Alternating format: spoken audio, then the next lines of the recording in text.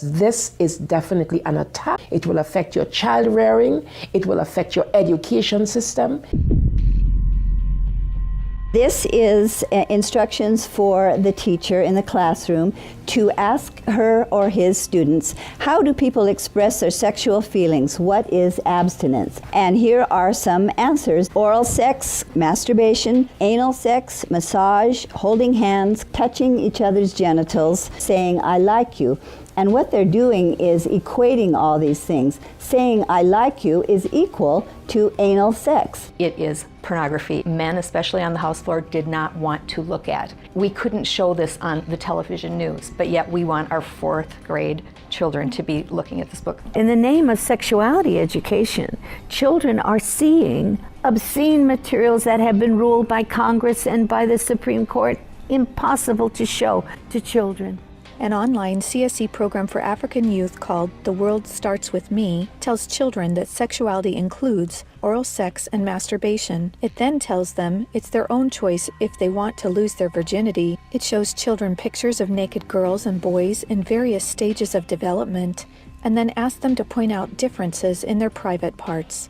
Parents likely will never know, as it is all done online away from home. They have elementary students as young as 9 years old. Then they teach them how to wear a condom. And they have this plastic genitalia, and they even have young girls. They're teaching them how to put a condom on a male genitalia and boys how to put a condom on a women's genitalia without the knowledge and consent of the parents. They're giving them handouts, negotiating sexual encounters with other students. For example, there are statements like this: can I take your shirt off? It makes me hot when you touch me here. Is it okay if I take my pants off? Where we in Latin America, we still have a lot of poverty. We have communities that don't have fresh water, that don't have electricity. Focus is completely shifted from basic needs. They get comprehensive sexual education without the consent of parents, taking and deconstructing the family.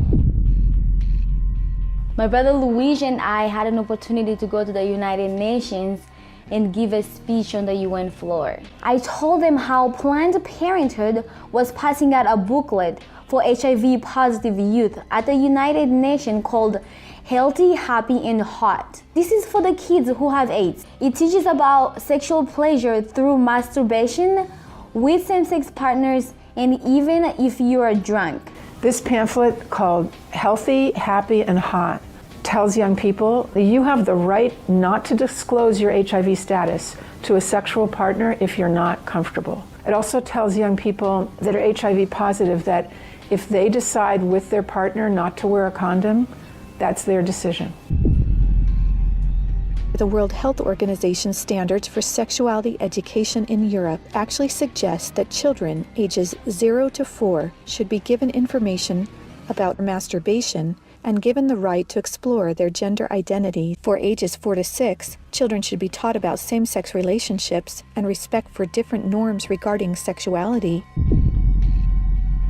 The interests of organizations like UNFPA and IPPF is to get parents out of the picture and to radicalize and sexualize children. UNFPA has tried to convince my country to change our positions on issues such as reproductive rights and comprehensive sexuality education.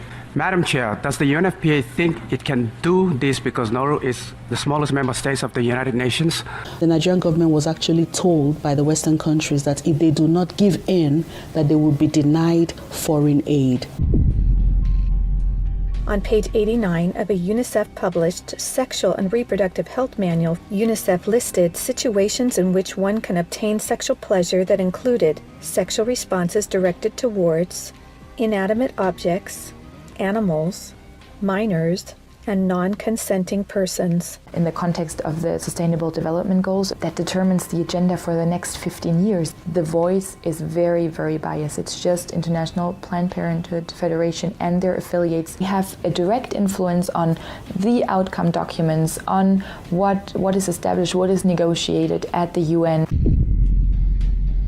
Some of the objectives of the UNESCO Sexuality Education Guidelines include teaching children at age 9 about sexual stimulation and the definition and function of orgasm, and at age 15, that both men and women can receive sexual pleasure with a partner of the same or opposite sex.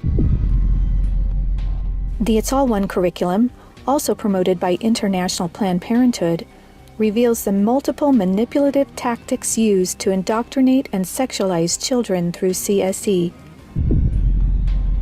Like other CSE programs, It's All One claims, among other things, to be evidence-based, comprehensive, human rights, gender-sensitive, and culturally appropriate education that will increase young people's responsible decision-making, to reduce adolescent rates of pregnancy and sexually transmitted infections, including HIV.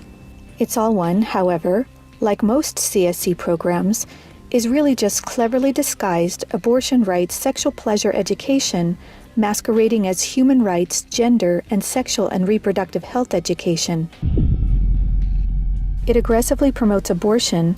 With over 112 references to abortion, It's All One has an obsessive focus on sexual pleasure, mentioning sexual pleasure 62 times.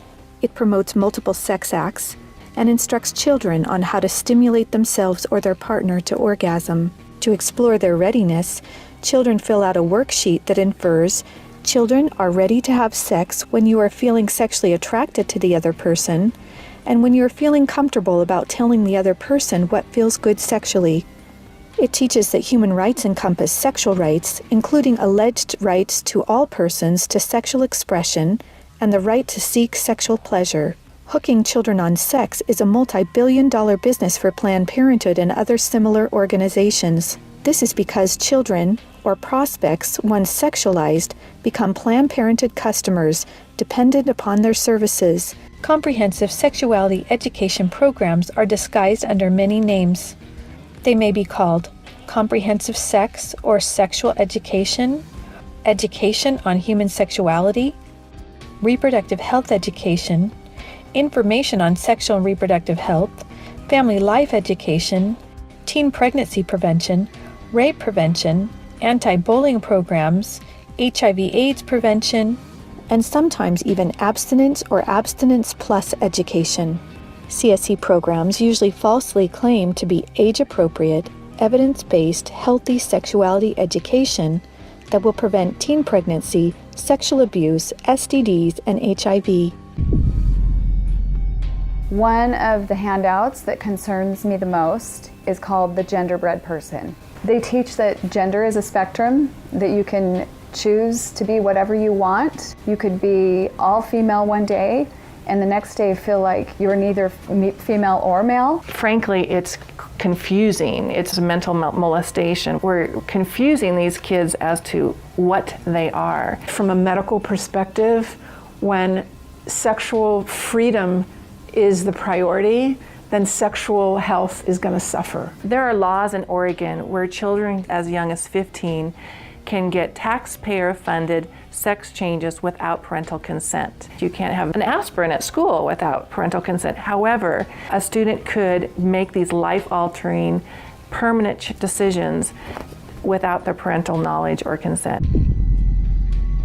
Sexual rights, sexual education movements began with Dr. Alfred C. Kinsey. Kinsey actually had pedophiles measure with a stopwatch how many children could achieve what he called orgasms within a 24-hour period. Today, comprehensive sexuality education is based on this philosophy that children are sexual from birth, created by Kinsey. Say no to CSE! Say no to CSE! We've got to stop it.